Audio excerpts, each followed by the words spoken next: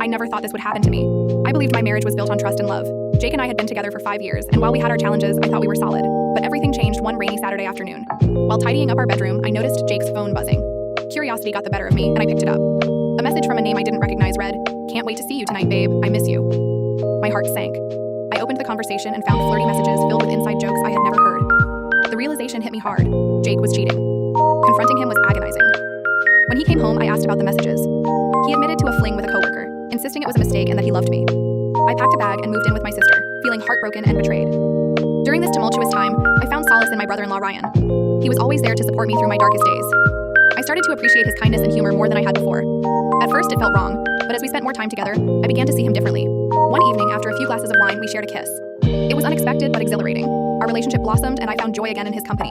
Ryan had respected my marriage, but now he was my escape, and I felt alive. Months later, I was ready to embrace my new life.